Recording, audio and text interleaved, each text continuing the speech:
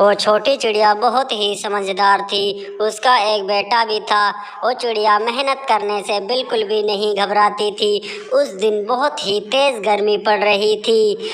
टूनी चिड़िया अपने बच्चों के लिए भोजन तलाश कर रही थी, तभी उसे अनार मिलता है। अच्छा ही हुआ, ये जल्दी से फल मुझे यही मिल गया।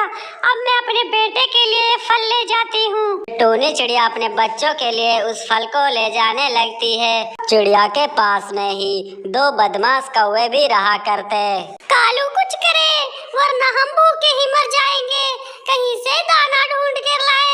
बाहर बहुत गर्मी है, मैं नहीं जाऊंगा। और हाँ, मुझ पे नहीं आता दाना वाना ढूंढना। बाहर पैर रखते ही गर्मी से बुरा हाल हो रहा था, इसलिए वे दोनों पति पत्नी अपने घर में ही बैठ जाते हैं। तभी गौरी की नजर चिड़िया पर जाती है। मिल गया कालू, हमें भोजन मिल गया। कहाँ है? मुझे क्यों नहीं दिखाई दे रहा है भोजन? देखो चिड़िया इसी तरफ फल लेकर आ रही है। तुम तेज उठकर इस चिड़िया में टक्कर मार दो।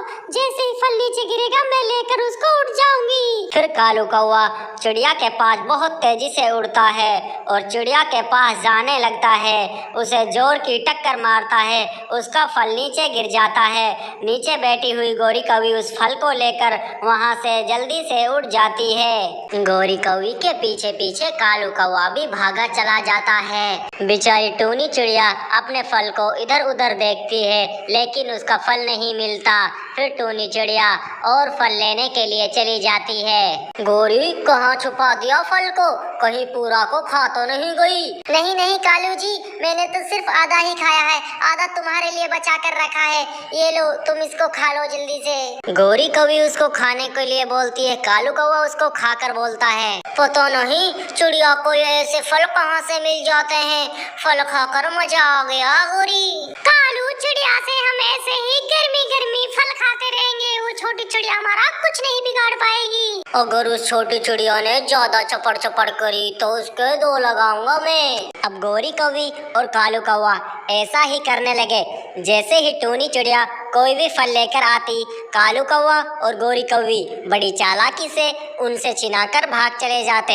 आज मैं गौरी कौवी और कालू कौवे के रास्ते से नहीं जाऊंगी, वो मेरा मेहनत से लाया हुआ भोजन छीन लेते हैं। फिर टूनी चिड़िया एक नए रास्ते से अपने घर को चली जाती है। कालू कौवा और गौरी कौवी उसका बेसब्री से इंतजार कर रहे थे। आज कहाँ मर गई है टूनी चिड़िया की बच्ची? मुझे बहुत जोर से भूख लग रही है। हो सकता है चिड़िया को आज दाना देर से मिला होगा। आएगी तो इसी रास्ते से, बच के कहाँ जाएगी? अब पता चलेगा इन शैतान कौवों को, जब भूख से मरेंगे। मेरे भरोसे अपने लिए दाना भी नहीं खोजते। टूनी चिड़िया अपने बच्चे को भोजन खिला देती है। इधर कालू कौवा गौरी कौवी भूख से मरे जा रहे थे। गौरी, अब तो अंधेरा भी होने लगा है, अब तक नहीं आई है चिड़िया। कालू जी, मुझे लगता है उस टूनी चिड़िया ने हमें आज बेवकूफ बनाया है। वो दूसरे रास्ते से अपने घर को निकल गई है। अगर ऐसा हुआ तो मैं उस चिड़िया को छोड़ूंगा नहीं। अभी जाता हूँ, अभी उसके घर पर देख कर आता हूँ। फिर कालू कौवा भागा भागा टूनी चिड़िया के घर के पास जाता है। उन्हें देखता है तो टूनी चिड़िया और उसका बेटा कुकू अपने घर पर मौज मस्ती में थे। फिर कालू कौवा निराश होकर वहाँ से चला जाता है। वो तेज बारिश में भूखे प्यासे इधर उधर भटकते रहते हैं। प्यारे दोस्तों, इस कहानी से आपको क्या सीख मिली? किसी के भरोसे नहीं रहना चाहिए, अपना खुद का काम कीजिए।